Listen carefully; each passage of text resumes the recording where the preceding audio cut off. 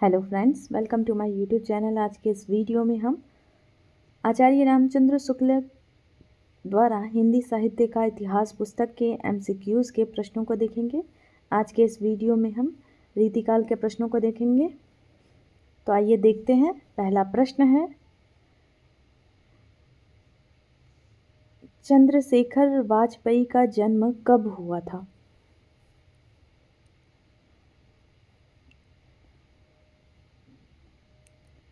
सही उत्तर होगा संवत 1855। अगला प्रश्न, चंद्रशेखर का जन्म स्थान क्या था? सही उत्तर होगा मुअज़्ज़माबाद, फतेहपुर। अगला प्रश्न, चंद्रशेखर के पिता का नाम क्या था? सही उत्तर है मनीराम। अगला प्रश्न, चंद्रशेखर 6 वर्ष तक किस राजा के यहाँ रहे?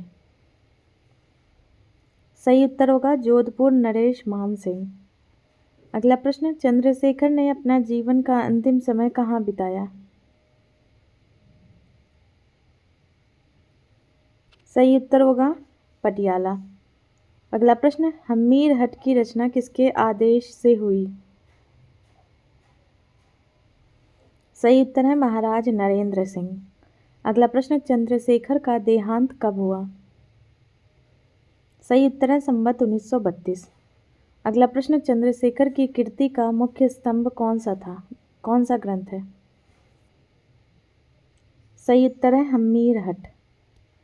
अगला प्रश्न, हम्मीर हट किस रस का काव्य है? सही उत्तर है वीर। अगला प्रश्न, चंद्रशेखर ने वीर रस में किसका सहारा अधिक लिया है?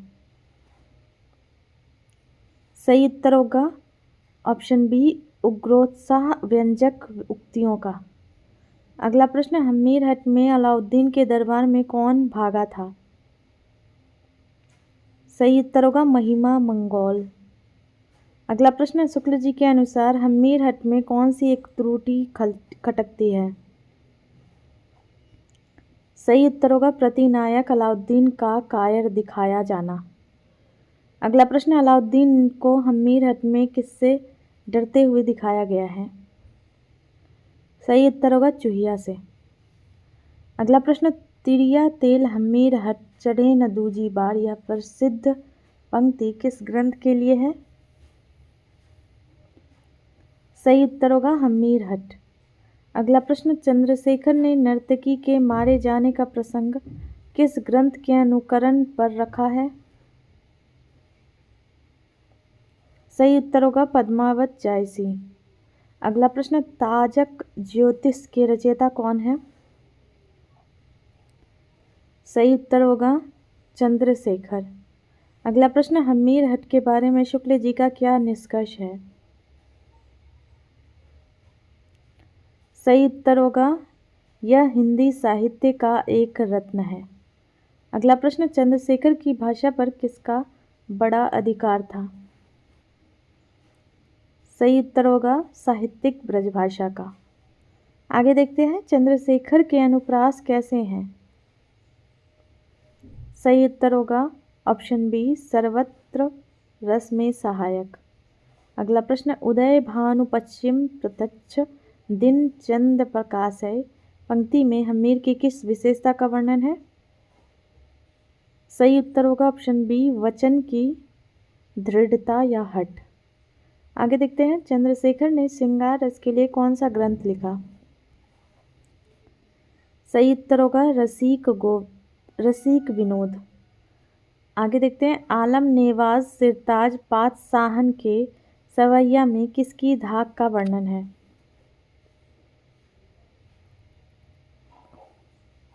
सही उत्तर होगा हम्मीर हठधारी। अगला प्रश्न, थोड़ी थोड़ी बैसावरी नवल किशोरी सबय में चंद्रशेखर ने किस रस की प्रवीणता दिखाई है? सही उत्तर है श्रृंगार। अगला प्रश्न, चंद्रशेखर किस गोत्र या जाति के थे? सही उत्तर है वाजपेयी ब्राह्मण। अगला प्रश्न, माधवी वसंत किसकी रचना है?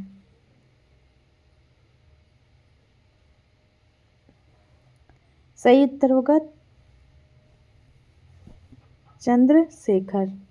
आगे देखते हैं, बाबा दीनदयाल गिरी किस संप्रदाय से संबंध रखते थे? सही उत्तर होगा ऑप्शन बी, गोसाई। अगला प्रश्न, इनका जन्म कब हुआ था? सही उत्तर होगा संवत 1859। अगला प्रश्न, इनका जन्म काशी के किस मोहल्ले में हुआ था? सही उत्तर है गाय घाट। अगला प्रश्न, दीनदयाल गिरी के माता पिता ने उन्हें बचपन में किसे सौंप दिया था?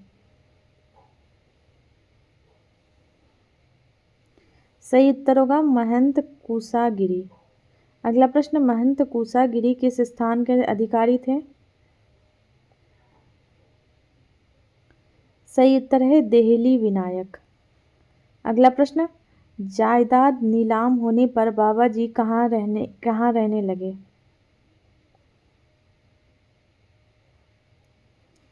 सही उत्तर होगा मठोली गांव। अगला प्रश्न, बाबा जी का किनसे गहरा स्नेह था?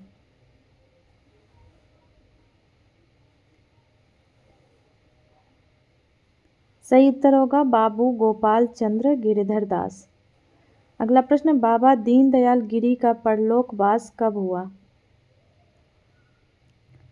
सही उत्तर होगा ऑप्शन बी, संवत 1915। अगला प्रश्न, हिंदी साहित्य में किस विधा के लिए दीनदयाल गिरी अद्वितीय माने जाते हैं? सही उत्तर होगा अन्योक्ति। अगला प्रश्न, इनकी अन्योक्तियों के भाव अधिकांशतः कहाँ से लिए गए हैं? सही उत्तर होगा संस्कृत। अगला प्रश्न, अन्योक्ति कल्पद्रुम का रचना काल क्या है?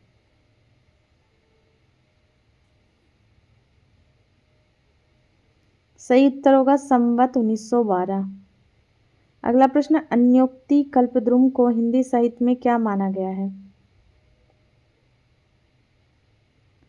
सही उत्तर होगा अनमोल वस्तु। अगला प्रश्न, बाबा जी की भाषा पर टिप्पणी करते हुए शुक्ल जी ने क्या कहा? सही उत्तर होगा परिष्कृत, स्वच्छ और सुव्यवस्थित। अगला प्रश्न, बाबा जी की भाषा में कहीं कहीं क्या मिलता है?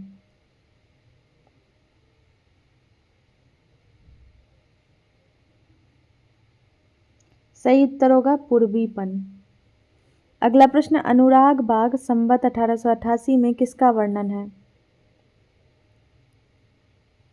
सही उत्तर होगा श्री कृष्ण की लीलाएं। अगला प्रश्न, अनुराग बाग में किन छंदों का मधुर प्रयोग हुआ है? सही उत्तर होगा ललित, कवित्त और मालिनी। आगे देखते हैं, वैराग्य दिनेश संवत 1906 में किन विषयों का वर्णन है? सही उत्तर है ऋतु शोभा और ज्ञान वैराग्य। अगला प्रश्न, दृष्टांत तरंगिणी संवत 1879 में किस प्रकार के छंद हैं? सही उत्तर होगा नीति संबंधी दोहे। अगला प्रश्न, विश्वनाथ नवरत्न किसकी स्तुति है? सही उत्तर होगा शिव। अगला प्रश्न, बाबा जी की रचनाओं में हृदय पक्ष के साथ और क्या प्रधान है?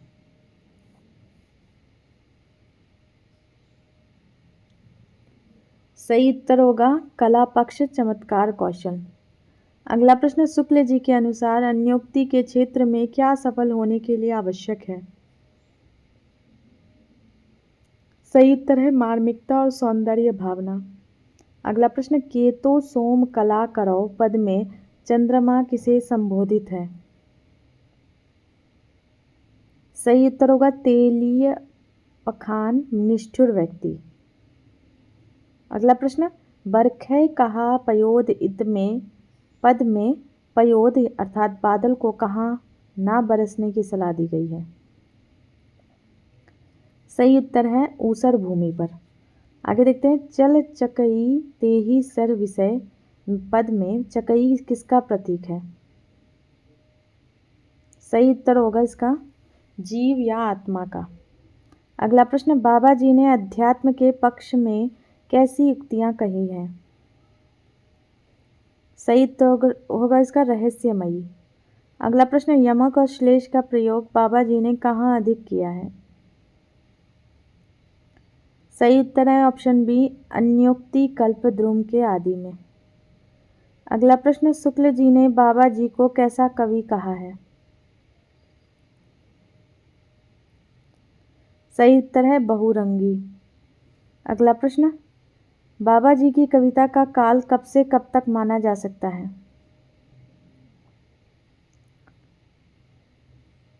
सही उत्तर होगा संवत 1879 से 1912। आगे देखते हैं, बहु क्षुद्रन के मिलन ते हानि बलि की नाही, इस पंक्ति के माध्यम से कवि क्या कहना चाहता है? सही उत्तर होगा शक्तिशाली को छोटों से हानि नहीं होती। अगला प्रश्न, पराधीनता दुख महा सुखी जगत स्वाधीन, यह प्रसिद्ध पंक्ति किस कवि की है? सही उत्तर होगा दीनदयाल गिरी। अगला प्रश्न, बाबा जी ने यमक और श्लेष का प्रयोग करते समय क्या सावधानी बरती? सही उत्तर होगा मार्मिक रचनाओं में चमत्कार को नहीं आने दिया। अगला प्रश्न, देहली विनायक स्थान कहाँ पड़ता है? सही उत्तर होगा ऑप्शन बी, पंचक्रोशी के मार्ग में। आगे देखते हैं, अन्योक्ति कल्पद्रुम में कल्पद्रुम का अर्थ है?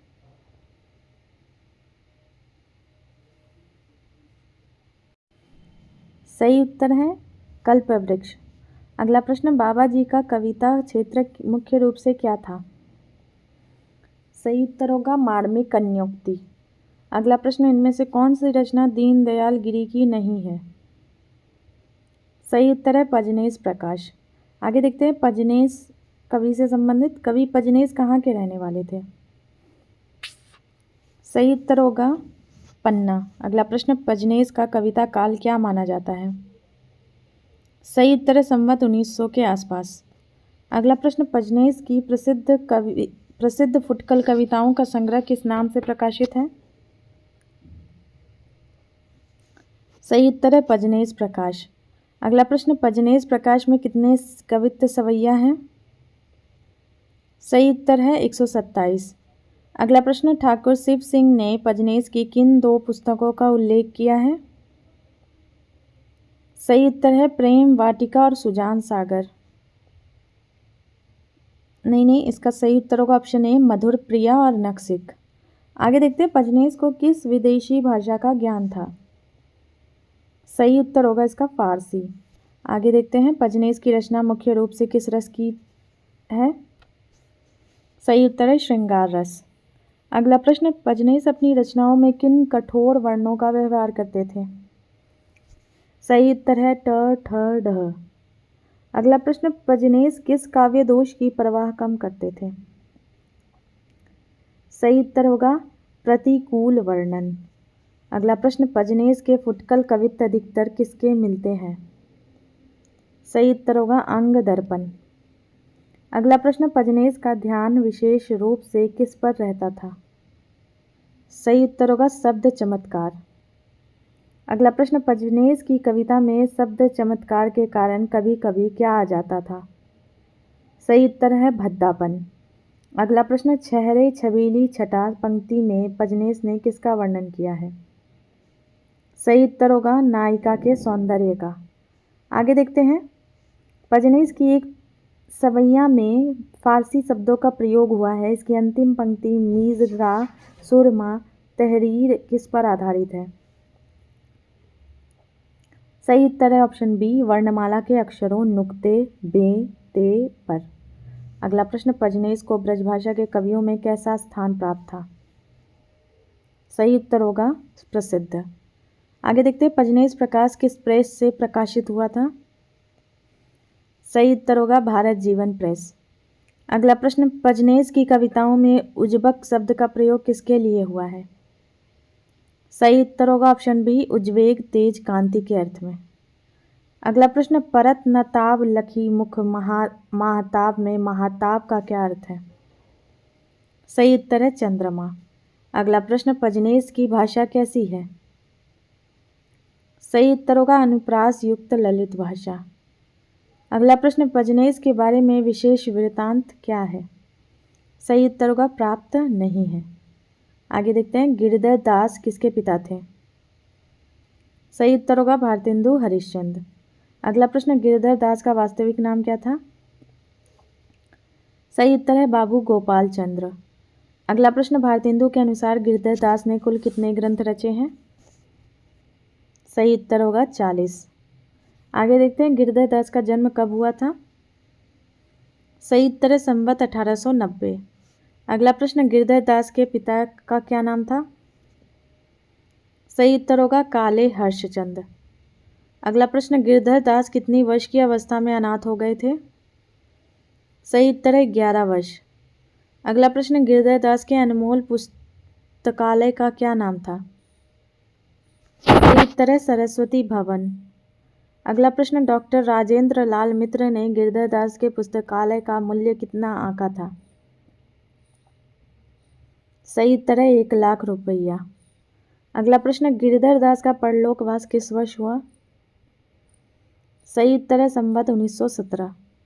अगला प्रश्न, गिरधर दास की 18 पुस्तकों की सूची किसने दी है? सही उत्तर है बाबू ब्रजरत्न दास। अगला प्रश्न, इनमें से कौन सा महाकाव्य गिरधर दास द्वारा लिखित है? सही उत्तर होगा जरासंध वध। अगला प्रश्न, नहुस नाटक के रचयिता कौन है? सही उत्तर है गिरधर दास। अगला प्रश्न, भारती भूषण किस विषय का ग्रंथ है? सही उत्तर है अलंकार। आगे देखते हैं, भाषा व्याकरण ग्रंथ का संबंध किससे है? सही उत्तर है पिंगल। अगला प्रश्न, जरासंध वध महाकाव्य कितने सर्गों तक लिखा गया है? सही उत्तर है 11। आगे देखते हैं, शुक्ल जी के अनुसार जरासंध वध में किन अलंकारों का अत्यधिक विधान है? सही उत्तर है अनुप्रास और यमक। अगला प्रश्न, गिरिधर दास की रचनाओं में भक्ति मार्ग की कथाएं जैसे गर्ग संगीता कैसी है? सही उत्तर होगा सरल और साधारण। अगला प्रश्न, गिरिधर दास की काव्य कौशल वाली रचनाएं जैसे रस रत्नाकर कैसी हो गई? सही उत्तर होगा चमत्कार के कारण दुरूह।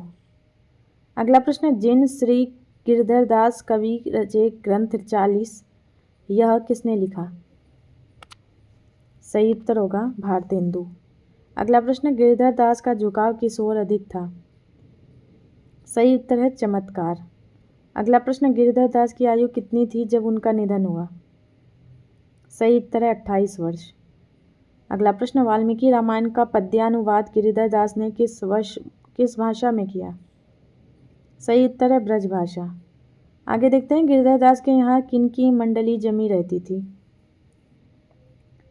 सही उत्तर है विद्वानों और कवियों की। अगला प्रश्न, जरासंध वध के बारे में कौन सा कथन सत्य है? सही उत्तर है यह अपूर्ण है। आगे देखते हैं, सिंधु जनित गर हर पियो मरे असुर समुदाय इसमें कौन सा अलंकार है? सही उत्तर है असंगति। अगला प्रश्न, कर करद करत बेपरद पंक्ति में किस अलंकार की छटा है? सही उत्तर है यमक और अनुप्रास। अगला प्रश्न, रस रत्नाकर ग्रंथ किससे संबंधित है? सही उत्तर होगा काव्य शास्त्र या रस। आगे देखते हैं,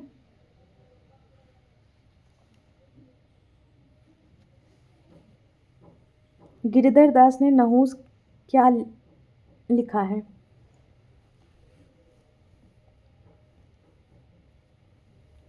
सही उत्तर होगा इसका नाटक। अगला प्रश्न, ग्रीष्म वर्णन में किस ऋतु का वर्णन है? सही उत्तर है गर्मी। अगला प्रश्न, जगह जड़ाऊं जामे जड़े हैं जवाहिरात यह पंक्ति किस ग्रंथ से है? सही उत्तर है ग्रीष्म वर्णन। अगला प्रश्न, गिरधर दास की रचनाओं में क्या कम पाया जाता है? सही उत्तर है रसात्मकता। आगे देखते हैं, बाबू गोपाल चंद्र ने कविता में अपना उपनाम क्या रखा? सही उत्तर होगा गिरधर दास या गिरधर। अगला प्रश्न, गर्ग संहिता में किसका चरित्र वर्णित है? सही उत्तर है कृष्ण। आगे देखते हैं, गिरधर दास किस शहर के प्रतिष्ठित रईस थे?